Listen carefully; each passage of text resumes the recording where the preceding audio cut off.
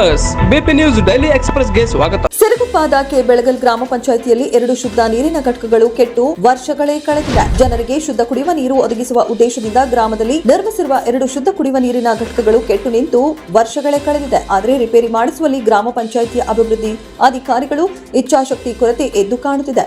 ಇದರಿಂದ ಘಟಕದ ಬಾಗಿಲು ಮುಚ್ಚಿದೆ, ಉಪಯೋಗಕ್ಕೆ ಬಾರದಂತಾಗಿದೆ. ಗ್ರಾಮದ ಜನರು ನೀರಿಗಾಗಿ ಪರದಾಡುವಂತಾಗಿದೆ ಎಂದು ಗ್ರಾಮಸ್ಥರು ಆಕ್ರೋಶ ವ್ಯಕ್ತಪಡಿಸಿದರು.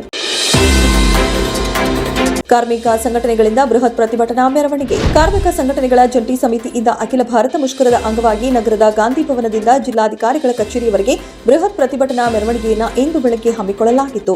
ಕಾರ್ಮಿಕ ವಿರೋಧಿ ಬಂಡವಾಳಶಾಹಿ ಪರ ಲೇಬರ್ ಕೋಡ್ ರದ್ದಾಗಬೇಕು, ವಿಮೆ, ಬ್ಯಾಂಕ್, ರೈಲ್ವೆ ಮುಂತಾದ ಸಾರ್ವಜನಿಕ ಸಂಸ್ಥೆಗಳ ಖಾಸಗೀಕರಣ ನಿಲ್ಲಬೇಕು, ಆಶಾ, ಅಂಗನವಾಡಿ ಹಾಗೂ ಬಿಸಿಯೂಟ ಕಾರ್ಯಕರ್ತೆಯರನ್ನ ಸರ್ಕಾರಿ ನೌಕರರೆಂದು ಪರಿಗಣಿಸಬೇಕು ಮುಷ್ಕರವನ್ನ ಹಮ್ಮಿಕೊಳ್ಳಲಾಗಿತ್ತು.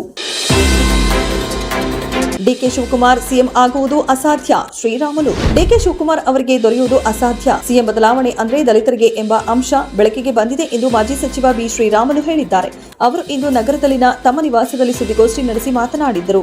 ರಾಜ್ಯದಲ್ಲಿ ಅಭಿವೃದ್ಧಿ ಎಂಬುದು ಇಲ್ಲ, ಏನಿದ್ದರೂ ಪಕ್ಷದ ಆಂತರಿಕ ಬೆಳವಣಿಗೆಗಳೇ ಪ್ರಮುಖವಾಗಿವೆ ಎಂದರು.